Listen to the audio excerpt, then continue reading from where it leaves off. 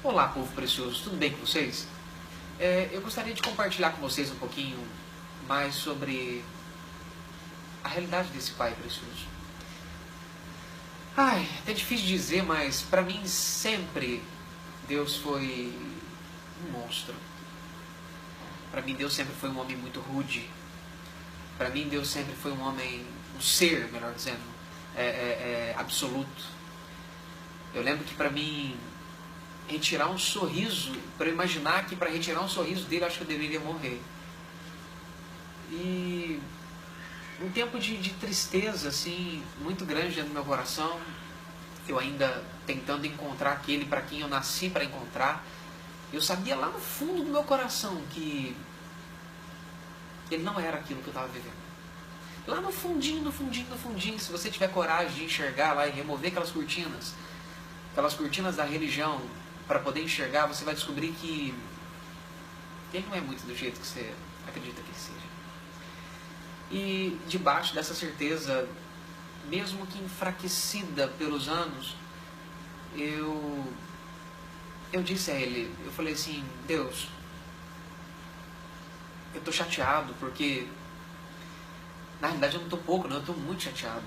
Parece que o Senhor não me observa, parece que o Senhor não me olha. Parece que, na realidade, parece que o Senhor não me vê. O Senhor está longe, o Senhor não me ama. Parece que, sabe, o Senhor não se importa com as coisas que eu faço. Eu tenho tentado fazer de tudo o que eu posso e mais um pouco para tentar agradar teu coração, para tentar fazê-lo feliz, para tentar chamar a sua atenção, para tentar fazer alguma coisa. Mas o Senhor não me observa, o Senhor não me olha. Eu não consigo entender que o Senhor está me observando e me vendo. E eu tive uma experiência depois disso. Eu quero que vocês entendam que as experiências não são produzidas. Elas acontecem. O Pai sabe o momento certo de atingir seu coração quando Ele percebe que o seu coração está no ponto certo de poder reconhecê-lo. O Pai não é um playground, mas Ele alegra os seus filhos. Ele os faz feliz, definitivamente. E eu tive uma experiência muito profunda com ele. Eu não sei como isso aconteceu, não sei te explicar, mas em um toque de segundos, é como se eu fosse deslocado de onde eu estava em espírito. E naquele exato momento, eu fui meio que voando, numa diagonal, subindo. E de repente eu estava diante do Pai, só que eu não tinha uma figura definida daquela pessoa e daquele ser. Naquele exato segundo, ele estava transparente. Wagner, como é que você sabe que ele estava transparente? Porque eu achei incrível, porque eu passei dentro dele. Do que eu passei dentro dele, eu já fiquei atrás dele. E no momento que eu fiquei atrás dele, eu lembro como se fosse agora, gente. Os meus olhos foram chegando de encontro com a parte de trás da cabeça dele, e nesse exato momento, os meus olhos entraram nos dele e eu passei a enxergar com os dele naquele momento. E naquele segundo eu também comecei a sentir o que ele estava sentindo. Eu falei, que coisa tremenda é essa? Só que naquele exato segundo não deu nem tempo de eu pensar, porque o que ele estava olhando era eu. Eu sentado numa mesa, e foi assim, gente, é como se fosse eu sentado numa mesa e alguém me ofereceu carne. E naquela época, para mim, não me era interessante comer carne, porque eu não acreditava que ele ia ficar feliz se eu comesse aquela carne naquele momento. E eu cheguei, me entregou a carne, só que engraçado, porque é exatamente assim que acontece no relacionamento. No mesmo momento que aconteceu aquela cena, de eu estar sentado, já abriu-se os interiores. Ou seja, veio a pessoa trazer a carne para mim me oferecer. Eu sentei naquele exato momento, parei diante do prato e logo saiu de dentro de mim os meus pensamentos. E eu vi os meus pensamentos saindo dentro de mim e lembrei que eu pensei aquilo. Isso foi, assim, impressionante, incrível. Naquele exato momento eu falei assim, peraí, eu acho que ele não vai se agradar de eu comer essa carne, ele não vai ficar feliz. Obrigado, irmão. Obrigado, querida. Deus abençoe. E, puxa, eu fiquei assim, satisfeito. Até senti uma certa vontade naquela hora de comer aquela carne, mas eu fiquei satisfeito. E naquele exato segundo eu vi... Som lindo, né? Naquele exato segundo eu vi o pai... eu tenho que falar exatamente a hora que a gente começou a gravar, começou a chover. Ele pediu para gravar, a hora que a gente começou a gravar, começou a chover. E são os mimos, o carinho do pai, né? E naquele exato momento que eu tive a oportunidade de olhar com os olhos dele, eu me vi. E naquele exato momento que eu me vi, eu vi esses pensamentos, eu vi essa cena, eu vi todas essas coisas. E nesse exato segundo que aconteceu isso, gente, eu saí de dentro dele. Na realidade, antes de eu entrar nos olhos dele, eu comecei a vê-lo se comportar. E no momento que eu olhei para ele, eu tive a oportunidade de me ver também. Foi mais ou menos isso. Depois que eu saí, entrei dentro dos olhos dele. Desculpa, eu misturei um pouquinho.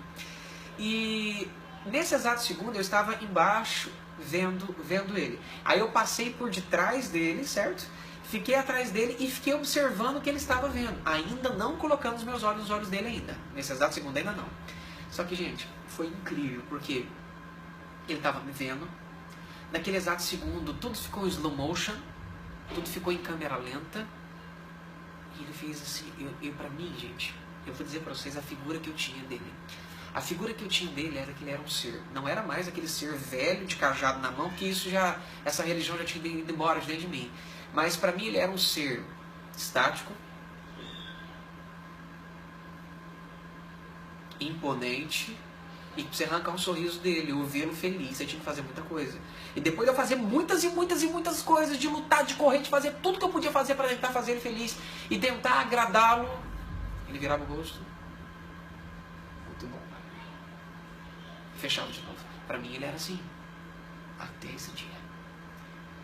Quando eu o vi olhando para mim, eu fiquei enlouquecido. Porque ele olhou para mim assim, gente. Em slow motion, ele fez assim, ó.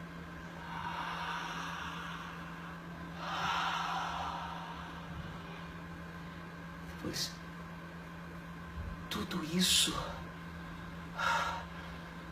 por mim. Gente, quando eu vi isso, eu fiquei enlouquecido. Ai, me falta até o ar, cara. Eu falei, não é possível. Primeiro, o senhor é assim? Eu não acredito. E segundo, tudo isso? Não, eu só disse não para uma carne. É isso que eu estava imaginando, achando que ele não me olhava, que ele não me observava.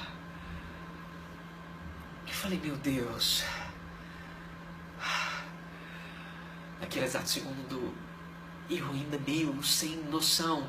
Aí eu fui puxado para dentro dele, assim, meus olhos entraram nos olhos dele, agora sim. E o meu corpo entrou no corpo dele e eu comecei a sentir o que ele sentia, gente. E ali, meu Deus do céu, foi feita uma retrospectiva de inúmeras... Olha, gente, eu não consigo nem lembrar. Aconteceu tão rápido e tantas coisas ao mesmo tempo. Ele começou a me mostrar ação por ação que eu estava tendo. E me mostrando, ele me vendo. Mostrando o que eu estava sentindo e o que ele estava sentindo exatamente na hora. E, gente... sempre era espanto, alegria, empolgação. Gente, como ele é um ser empolgado, sabe? Gente, é incrível de dizer. Como ele é expressivo, gente. Como ele fica... Gente, ele fica alegre de verdade em nos ver. Gente, se tem uma coisa que o empolga demais é ver a gente, gente. Puxa... eu fiquei assim, incrivelmente absurdado com aquilo. Aquela experiência chegou, não ao final, mas naquele exato momento ela parou e eu... Gente, eu não sabia o que pensar, eu não sabia o que fazer. Eu falava, gente, será que isso é de verdade? Não é possível que isso é de verdade. Tardaram-se dias e eu tive uma nova experiência com ele de novo. Agora, escutando a voz dele em realidade, que é uma grande diferença. E no momento que eu escutava a voz dele em realidade, algo aconteceu muito poderoso. O pai está pedindo para eu explicar, eu vou explicar. A voz dele em realidade ela é diferente. Imagina um saco onde tem óleo e água por cima. Óleo é o que ele quer dizer a você. As palavras que estão saindo da boca dele é o óleo. A água é o que ele sente por você. Aquela água que está lá em cima é o que ele sente, é o que ele pensa acerca de você e é o que está em cima daquele saco. Pensa em eu pegar uma agulha ou um prego e furar esse saquinho. Quando eu furar esse saco transparente vai acontecer uma coisa muito interessante. Independente da densidade do óleo, da densidade da água, em um curto espaço de tempo a gravidade vai fazer com que o óleo saia. Mas no meio desse óleo, mesmo a densidade do óleo não permitindo que os dois se misturem, a força que faz aquele óleo descer faz também com que a água venha junto. E no momento que o óleo vem a água junto. Isso é voz em realidade. Como é que eu posso esquecer do dia que ele me falou algo que eu não lembro que ele falou? Eu só recordo o que ele quis dizer para mim. Ele me falou alguma coisa como oi, tudo bem, eu não sei o que ele falou. Tudo que eu consegui perceber é que algo entrou dentro de mim e me invadiu, me dizendo o quanto eu te amo, o quanto você é importante para mim, o quanto eu não sei viver sem você. Eu perdi o rumo do que eu escutava e me recordei de um princípio passado que ele tinha me dito: Wagner, filhos não andam por voz, filhos andam por princípio e por como se move o meu coração. Nossa, aquilo já tinha me deixado enlouquecido. Na hora veio aquilo, eu falei, a voz de Deus em realidade ele é assim. E naquele dia eu escutei a voz dele em realidade uma vez mais. E a gente fica assim, fora, some o tempo, some tudo, a gente perde noção de todas as coisas. E ele disse uma coisa incrível, ele falou assim, quando eu falo o que ele me falou, gente, não é uma voz que vem, essa voz ela entra dentro de nós e nos explica. Só que no momento que essa voz nos explica, a realidade de quem ele é entra dentro de nós e nos invade. E essa realidade entra dizendo coisas, explicando coisas, estabelecendo as informações que ele quer dentro de nós, inserindo dentro de nós ao mesmo tempo. E meu Deus do céu, naquele presente momento, gente, que ele disse assim para mim, assim, ó, eu fiquei assim atônito também. Ele disse assim, Wagner, existe duas coisas que me entristecem. Desculpa, existe algo que me entristece mais do que o pecado e o erro.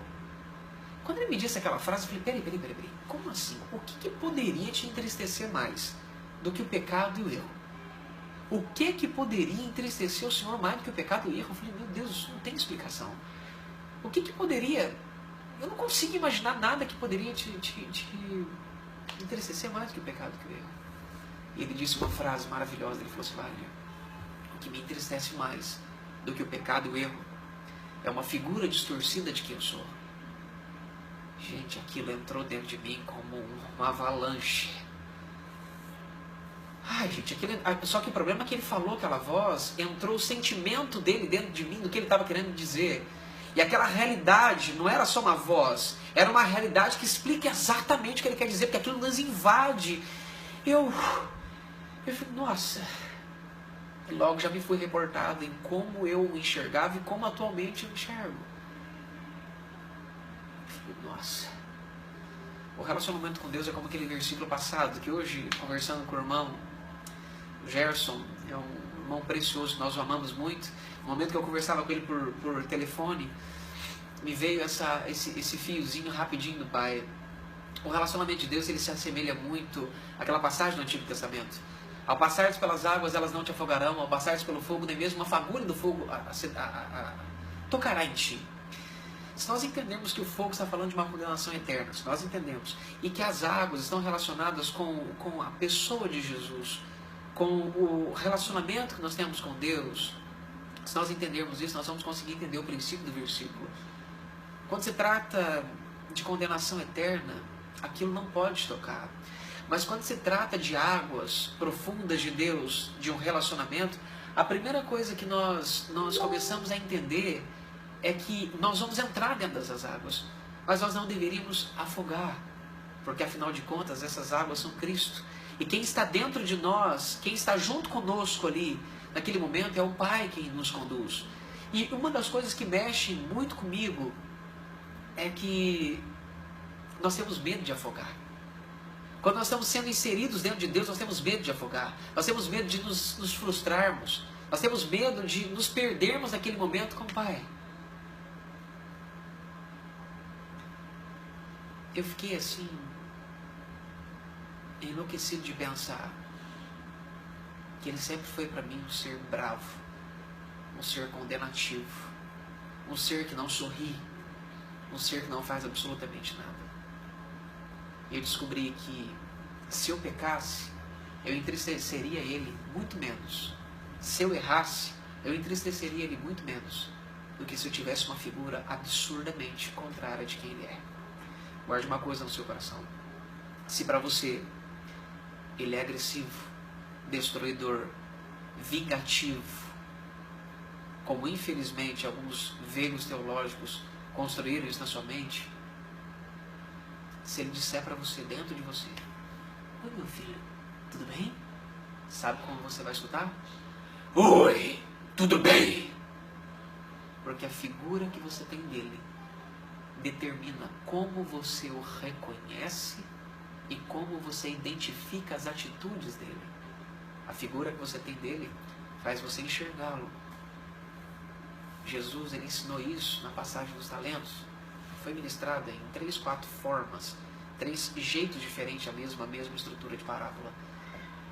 Aquele senhor olha para aquele servo e diz para ele assim: por que você escondeu o seu talento? Ele disse: sabendo que és senhor zeloso, tive medo e enterrei. Ele disse: se você sabe que eu sou assim, se você me enxerga desse jeito, por que você não pegou esse dinheiro, colocou no banco para gerar juros? Para me trazer os juros? Já que é assim que você me enxerga, eu vou tratar você do jeito que você me enxerga.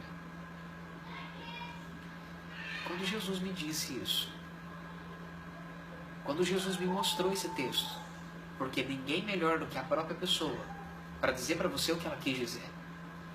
Se você tem que perguntar algo para alguém, pergunta para quem disse, não para quem ouviu ele dizer. Quando Jesus me disse isso, tudo começou a fazer muito sentido. A figura que eu tenho de Deus determina como eu o enxergo, determina como que eu percebo as atitudes dele comigo, com as pessoas e com qualquer atitude dele isolada. Isso é muito importante você entender. E o pior de tudo, que chocou muito meu coração quando eu escutei Jesus me dizer isso, determina como ele vai agir comigo. Ou seja, eu vou impedir ele de ser meu pai se eu começar a acreditar que ele é um monstro. E guarde uma coisa no seu coração: ninguém ama monstros. Chegou o tempo de nós reconhecermos o Pai como verdadeiramente Ele é. Chegou o tempo dos filhos se manifestarem definitivamente e nós podermos enxergá-lo como Ele verdadeiramente Ele é, e não como um sistema o construiu, o personificou e como destruiu Ele para nós mesmos. Infelizmente o sistema fez Ele ter uma figura tão má, tão ruim, tão monstruosa, que as pessoas não conseguem amá-lo. Deus abençoe. É tempo de reconhecermos o Pai como verdadeiramente Ele é, em realidade. Tchau.